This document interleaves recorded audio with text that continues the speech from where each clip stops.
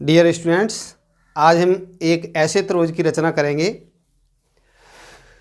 जब त्रिभुज का आधार का एक कोण एवं अन्य दो भुजाओं का योगफल ज्ञात हो। इससे पिछले वीडियो में हम बना चुके हैं कि तीनों भुजाओं का योगफल एवं आधार के दो कोण।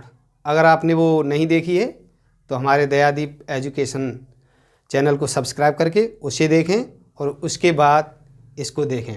आइए, इस बिंदु पर प्रश्न इस प्रकार है कि एक त्रिभुज की रचना कीजिए जिसका आधार 5 सेंटीमीटर तथा आधार का एक कोण 60 अंश एवं अन्य दो भुजाओं का योगफल 9 सेंटीमीटर है। तो सबसे पहले मैं आधार दिया है 5 सेंटीमीटर, तो 5 सेंटीमीटर की हम एक रेखा खींचेंगे। हमने 5 सेंटीमीटर की एक रेखा खींच ली है।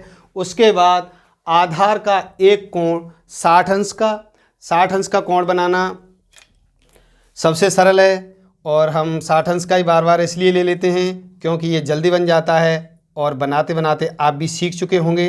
तो आधार के एक बिंदु पर एक चाप लगा देंगे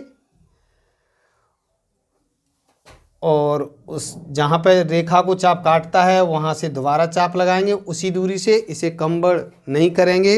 इस प्रकार इस चाप पर जो चाप लगा है उसको मिलाती हुई रेखा हम दो भुजाओं के योगफल के बराबर यानी 9 सेंटीमीटर। अगर हम ज़्यादा खींच लेते हैं पहले से, अगर हम कोण बनाती हुई ज़्यादा खींच भी लेते हैं, जिसे कोई नाम और दे देते हैं, जैसे AX नाम दे दिया हमने, तो इसे या तो प्रकार में इतनी दूरी नाप के 9 सेंटीमीटर और इसे हम यहाँ पर चाप लगा लेंगे, जिसे हम या इसमें हम डायरेक्टली इसे नाप के भी हम काट सकते हैं या इतनी लंबी ही खींच सकते हैं।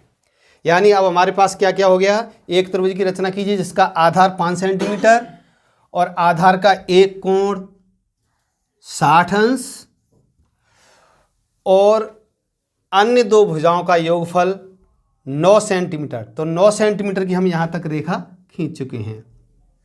ये दोनों भुजाओं का योग है, ये दोनों भुजाओं का योग है, यानी ये वाली भुजा और ये भुजा।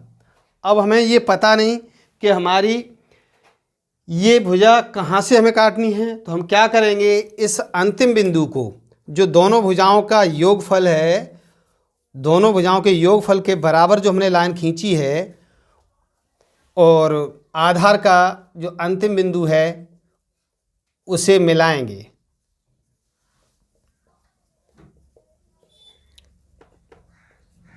आलस न करें बिल्कुल भी। जब हम रचना करने सीखते बैठते हैं तो थोड़ा लगता है कि ये कैसा काम है, जल्दी नहीं हो रहा है, लेकिन करते करते सब कुछ सीख ही जाते हैं। अब हमने जो मिलाई है, जो दोनों भुजाओं का योगफल यानी जो हमने 9 सेंटीमीटर दोनों भुजाओं के योगफल के बराबर यानी 9 सेंटीमीटर की जो हमने रेखा खींची, इसके अंतिम बिंदु यानी X वाले बिंदु को और B से मिला दिया हमने। मिलाने के बाद जो अब हमारी BX एक रेखा बनी, BX, इसका हम लंबार्धक करेंगे। तो आधे से थोड़ी अधिक दूरी ले लेंगे, B को केंद्र मानकर एक चाप लगा देंगे, दोनों तरफ लगाएंगे, एक इधर भी लगाएंगे। उसी दूरी से X को केंद्र मानकर ऐसे चाप लगाएंगे कि पहले वाले चापों को काटें। इस प्रकार हमारी रेखा BX समद्विभाजित हो जाएगी, यानी दो बराबर भागों में बट जाएगी। तो BX को हमने दो भागों में बांट दिया। इसे हम इतनी लंबी खींचेंगे कि जो दोनों भुजाओं का योगफल दिया था, योगफल के बराबर हमने लाइन खींची थी, उसको काटे, प्रतिच्छेदित करे, यानी AX को जरूर प्रतिच्छेदित करे।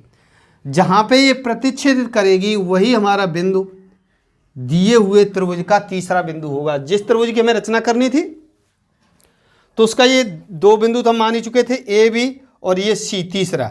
C को B से मिला देंगे। इस प्रकार हमारा त्रिभुज ए बी सी बनकर तैयार हो गया। इसमें रेखा आधार 5 सेंटीमीटर का हुआ और दो भुजाओं का योगफल यानी ए सी और बी सी 9 सेंटीमीटर की है।